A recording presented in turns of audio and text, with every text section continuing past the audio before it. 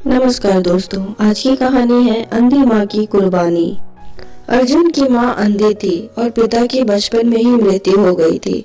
फिर भी अंधी माँ की हिम्मत नहीं टूटी। उसके बेटे की पालन पोषण की सारी जिम्मेदारी अब अंधी माँ के कंधों पर थी।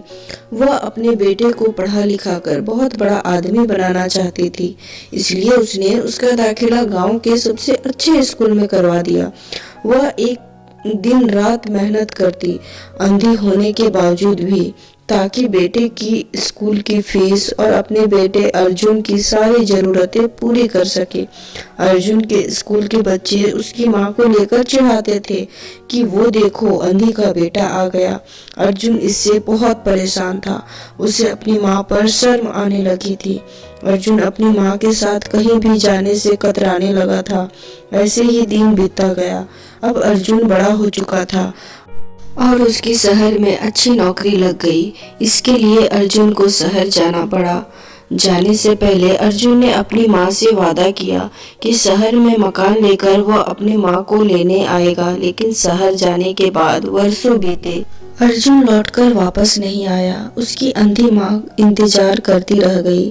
साल बीत गए, बेटे की कोई खबर नहीं आई। एक दिन माँ से नहीं रहा गया और वह अपने बेटे अर्जुन से मिलने शहर पहुंच गई।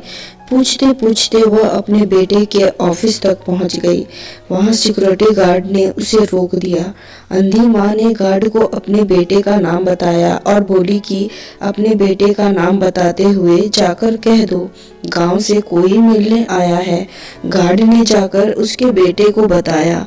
बेटे ने ऑफिस की खिड़की से देखा तो उसे अपनी माँ गेट के बाहर खड़ी नजर आई। अर्जुन ऑफिस में सबके सामने अपनी माँ की वजह से शर्मिंदा नहीं होना चाहता था, इसलिए उसने गार्ड से कह दिया कि कह दो वह ऑफिस में नहीं है। अंधी माँ वहां से चली गई। शाम को अर्जुन जब ऑफिस से घर जाने के लिए निकला तो रास्ते में भीड़ जमा थी।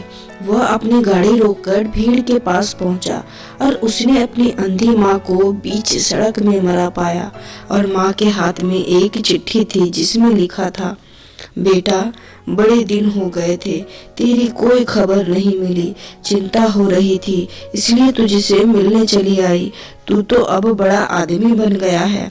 तुझसे मिलना अब शायद मुझ गरीब की किस्मत में नहीं, लेकिन मैं बहुत खुश हूँ तेरे लिए।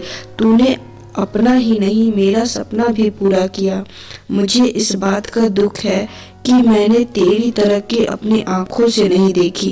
काश बचपन में तेरी आंखों में सरिया ना घुसा होता और मुझे तुम्हें अपनी आंखें ना देनी पड़ी होती, तो तेरी तरक्की अपनी आंखों से देखकर सुकून से मरती। तेरी अंधी माँ। चिट्ठी पढ़कर फूट फूट कर रोने लगा। तो दोस्तों, देखा आपने, जिस अंधी माँ पर उसे शर्म आती थी, उस माँ ने अपने बेटे के लिए कितना बड़ा बलिदान किया था। बेटे को ये बात समझने में बहुत देर हो गई। वह अपने आप को कोसता रहा और जिंदगी भर खुद को माफ भी नहीं कर सकता। दोस्तों, इस कहानी को सुनाते हुए मेरी भी आंखें भर आई। उम्मीद है आपको कहानी अच्छी लगी होगी। अगर अच्छी लगी हो तो सब्सक्राइब जरूर कर दे और लाइक शेयर करना तो बिल्कुल ना भूलें। फिर मिलते हैं एक नई कहानी के साथ। Thank you.